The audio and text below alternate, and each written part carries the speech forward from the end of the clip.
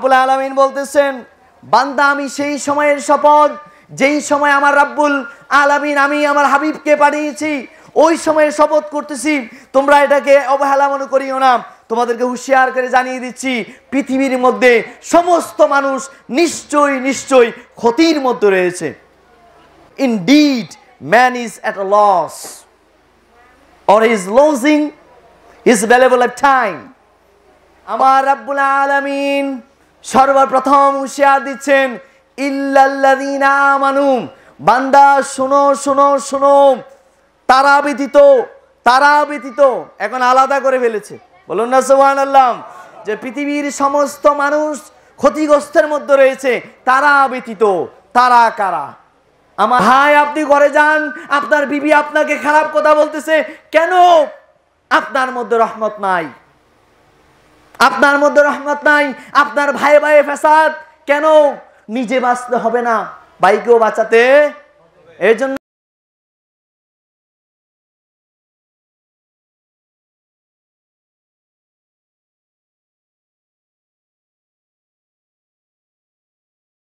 রাব্বুল আলামিন পবিত্র কালামুল্লাহ শরীফে ঘোষণা দিচ্ছেন, ওয়াল আসরি ইন্নাল ইনসানা লাফি খুসর ইল্লাল্লাযীনা আমানু ওয়া আমিলুস সলিহাতি ওয়া তাওয়াসাউ বিল হক ওয়া তাওয়াসাউ বিস সবর।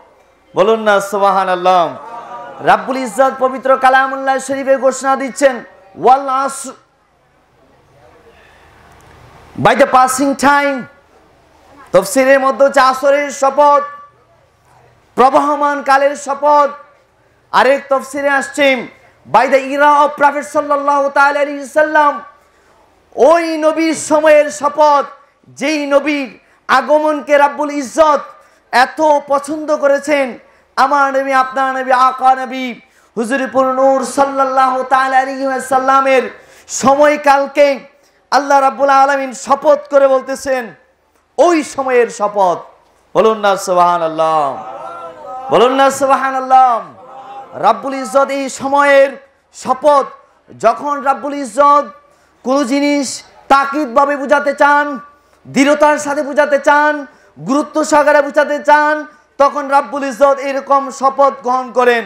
রাব্বুল ইজ্জত বলেন, আমি এমন সময়ের শপথ কাটি নাই যেই সময়ে আমার নবী ছিল না, নবী উপস্থিত ছিলেন না, আমার নবী সহশরীরে ছিলেন না, ওই সময়ের শপথ নয়।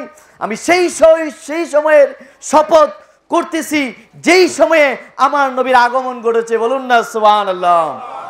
আমার নবীর আগমনের শপথ করে আমার আল্লাহ রাব্বুল আলামিন বান্দাদেরকে হুঁশিয়ার করতেছেন, হে দুনিয়ার বান্দা, তোমরা সবাই ওয়াল আসরি ইন্নাল ইনসানা লাফি খুসর, indeed man is at loss or he is losing his valuable lifetime।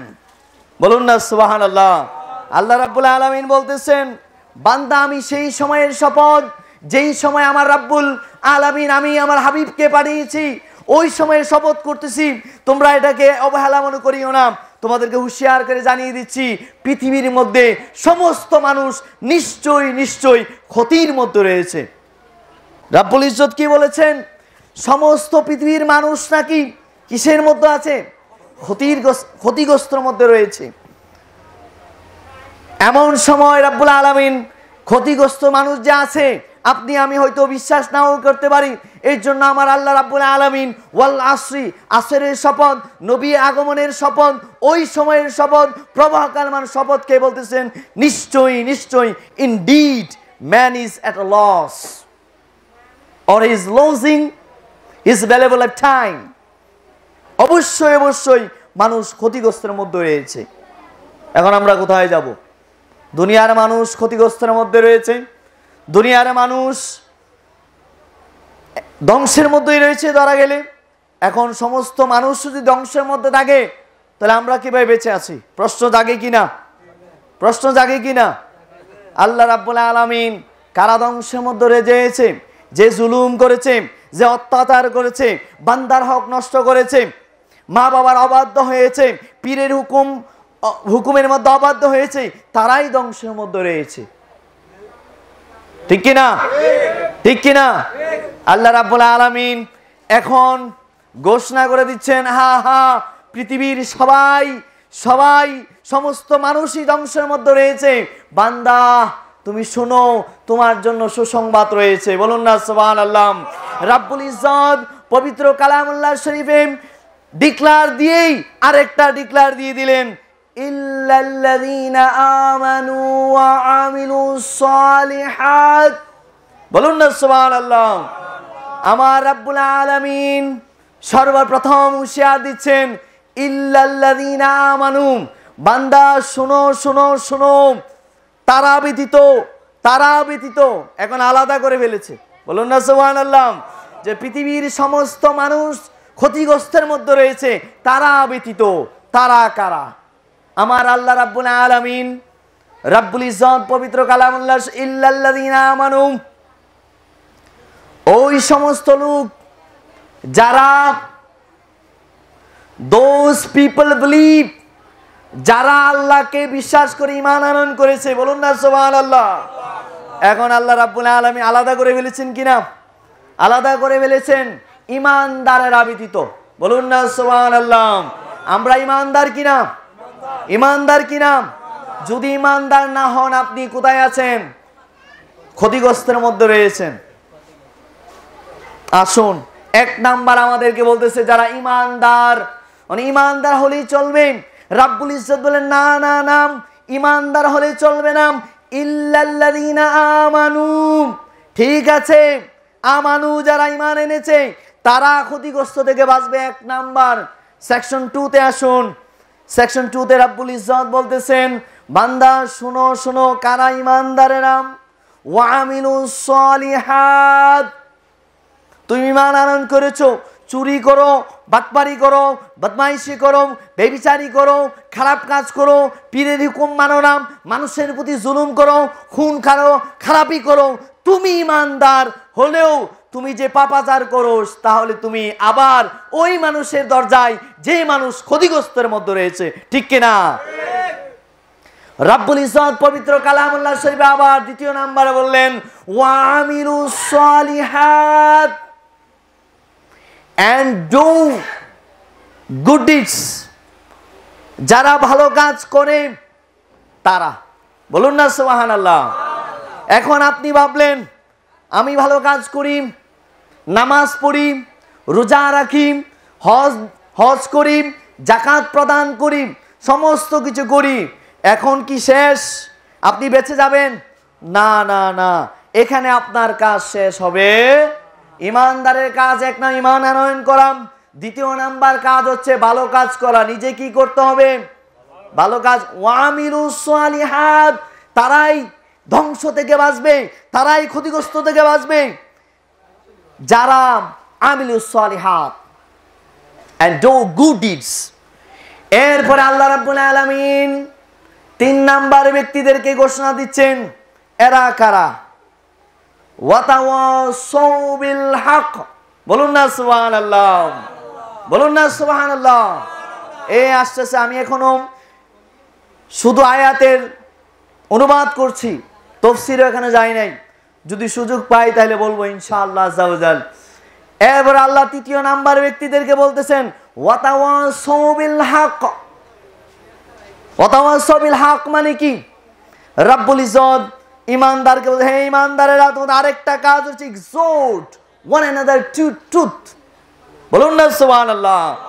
তোমরা হককে, যারা হকের পথে রয়েছে, সত্যকে তোমরা প্রকাশ করো, সত্য নিয়ে তোমরা এগিয়ে চলো। বলুন না সুবহানাল্লাহ। তো দৌলতওয়ারি দরবার হক কি নাম? হকের ঝান্ডা নিয়ে এসেছে কি নাম? আল্লাহর পয়গাম নিয়ে এসেছে কি নাম? যারা আল্লাহর পয়গাম নিয়ে এসেছে, সত্যের পয়গাম নিয়ে এসেছে, তাদেরকে বলছে তারা ক্ষতিগ্রস্তের মধ্যে নাই। বলুন না আলহামদুলিল্লাহ। যদি আমরা এই পয়গাম মানুষের কাছে পৌঁছে দিয়ে থাকি, যেমন আজকে একটা দিনের মজলিস, আল্লাহর ওলির মজলিস, যেই মজলিসে লক্ষ লক্ষ কোটি কোটি ফেরেশতারা মজলিসকে ঘেরাও করে ওই বান্দাদের জন্য মাগফিরাত কামনা করে। বলুন না সুবহানাল্লাহ। এমন একজন বরকতমণ্ডিত মজলিস, বান্দা বুঝে নাম, বান্দা বুঝে না বিদায় বান্দা ক্ষতিগ্রস্তের মধ্যে রয়েছে।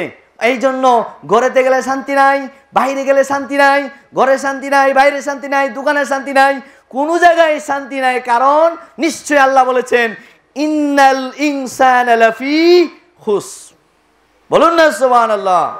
আল্লাহ তাকিদ দিয়ে বলেছেন, একটা তাকিদ নয়, একবার কসম কেটেছেন নবীর সময়কে ধরে, আরেকবার কসম বলতে ইন্না, নিশ্চয় নিশ্চয় মানব জাতিরা ক্ষতিগ্রস্তের মধ্যে রয়েছে।